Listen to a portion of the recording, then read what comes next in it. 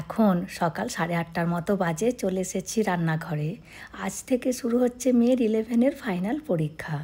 আগে ধোসাটা বসিয়ে দিই, তারপরে অন্য কাজগুলো করে নেব। প্রথমে দইটা রেডি করব। আমাদের বাঙালিদের পরীক্ষা হলে ছেলে মেয়েদের তো আমরা কি করি, দই খাইয়ে পাঠাই, আর এখানে আবার মোড় খাইয়ে পাঠায়, মানে যাকে বলে ঘোল, যাতে পেট ঠান্ডা থাকে আর ভালো করে পরীক্ষা দিতে পারে। সব জায়গাতেই একই নিয়ম, শুধু ঘুরিয়ে। আমাদের দই আর এখানে ঘোল। যাই হোক, দই রেডি। এবার ফোঁটা দেওয়ার জন্য হলুদটা রেডি করব। এই হলুদটা সব পরীক্ষাগুলোতেই হয়ে যাবে, ঢাকা দিয়ে শুধু রেখে দেব, আর পরীক্ষার দিনে একটু জল দিয়ে গুলে নেব। এদিকে ধোসাটাও হয়ে গেছে, অনেকক্ষণ তাওয়াতে ছিল, ওই জন্য রোস্টের মতো হয়ে গেছে। এরকম রোস্ট আমাদের বাড়ির সবাই খুব পছন্দ করে। আর সকালে উঠে এই পুদিনা, বাদাম, পেঁয়াজের চাটনিটা করে নিয়েছিলাম। এই চাটনিটা হলে মেয়ে 4-5টা ধোসা খেয়ে নেয়, কিন্তু আজকে যদি দুটোও খায় এটাও অনেক হবে। সব পুরো কমপ্লিট তো? ভালো হয়েছে?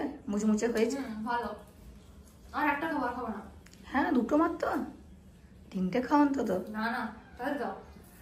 খুব পাতলা পাতলা ধোসা করেছি, বললাম অন্তত 3টে খা, তা নাহলে পরীক্ষার হলে যে মাথা ঘুরে যাবে।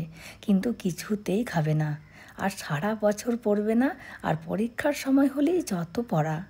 গতকাল চোখটা একটিবারের জন্য রাত্রেতে বুঝেনি, আর আমার না ওই জন্য খুব রাগ ধরে।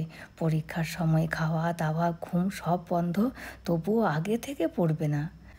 আর ওর বাবা আবার ওর মেয়েকেই সাপোর্ট করবে, বলবে আগে থেকে পড়লে তো ভুলে যাবে, ওই জন্য পড়েনি, ওকে একদম বকবে না।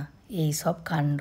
যাই হোক, আজকে ওদের তো ফাইনাল পরীক্ষা, কিন্তু সেন্টার কিন্তু ওদের স্কুলেতেই পড়েছে। আর অন্য 4টে স্কুল থেকে ছাত্রছাত্রীরা পরীক্ষা দিতে আসবে ওদের স্কুলে। আর যেহেতু স্কুলেতেই ওদের সেন্টারটি পড়েছে, ওই জন্য ওদের স্কুলের কোনো টিচারই থাকবে না, সব সরকারি স্কুল থেকে টিচাররা এদের স্কুলে এসে গার্ড দেবে। আর মেয়ে মাধ্যমিক পরীক্ষাও কিন্তু ওর নিজের স্কুলেতেই দিয়েছিল। এখানে এমনই নিয়ম। মার্সি লিখবি? আচ্ছা, মার্সি আসবে? সত্যি করে লিখতে হবে একটা জায়গায়? সত্যি বলছি, মার্সি লিখতে হবে। ডায়লগ। এটা হচ্ছে ফেসবুক, তাই তো? এটা লেটার। লেটার? লেটারও আছে? হ্যাঁ, 6 মার্কস। আচ্ছা, কোথায় কাজে লাগবে ফ্রেন্ডসটা? France, obviously. ফ্রান্স যাবো তো, প্যারিস। হ্যাঁ। আজকে ছেলেরা আবার দুপুর 2টোর থেকে পরীক্ষা ছিল, কিন্তু এখানে আজকে রথ, ওই জন্য ছুটি দিয়ে দিয়েছে স্কুলটাকে। আর আজকে ওদের পরীক্ষাটি নেই বলে এটাই শান্তি, না হলে দুজনে পরীক্ষা করে পাগল হয়ে গেলাম। এখন 10:30টার মতো বাজে, আমি চলে এসেছি রান্নাঘরে। আজকে আমি মটন বানাবো ডিম দিয়ে। আমি চিকেন পাল্লি পালায়াম সেম এরকম মতো করেই বানাই, শুধু ডিমটা দিই না।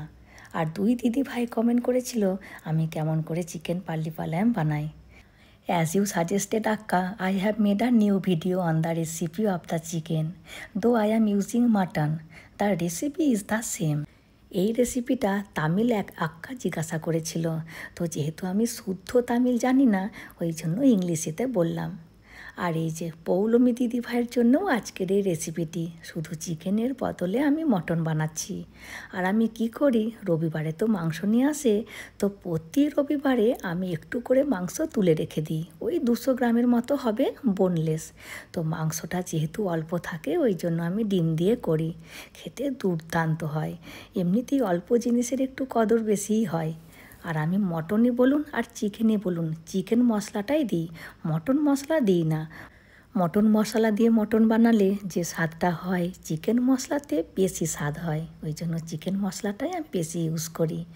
আর আমি একটু ক্যারি পাতাও দিয়েছিলাম, কিন্তু দেখছি ভিডিওটা নেই গ্যালারিতে, কি জানি কি হলো। যাই হোক, আজকে এখানে রথযাত্রা, তামিলনাড়ুতে মার্চ মাসে রথযাত্রা হয়, তো ভাবছি যাব। অনেক নাম শুনেছি প্রতিবেশীদের মুখে, আমাদের কাজের আক্কার মুখে, কিন্তু কখনো যাওয়া হয়নি, এই প্রথমবার যাব ভাবছি। আর প্রচুর খাবার দাবার দেয়, বিরিয়ানি, চিলি, জুস, ফল, আইসক্রিম, আরও অনেক কিছু দেয়। তো আজকে আপনাদেরকে এখানে রথযাত্রাতে নিয়ে যাব, আর আমিও দেখব এখানে কেমন রথযাত্রা হয়। আমি আমার এক কানাডা বান্ধবীকে ডেকেছি আমার সাথে যাবার জন্য, কারণ হাজব্যান্ড যাবে না। কতবার বললাম চলো না আমাকে নিয়ে, কিন্তু হাজব্যান্ড মোটেও যাবে না। এত বছর ওই জন্য আমার যাওয়া হয়নি। আজকে রীতিমতো ঝগড়া করেই যাচ্ছি, ও মোটেও পারমিশন দিচ্ছিল না। যাই হোক, আজকে আর লাউয়ের পোস্ত করেছি আর উচ্ছে ভাজা করেছি, আর কিছু করার সময় পাইনি। যদি একটা মিস্টেক না হয় তাহলে সেন্টার।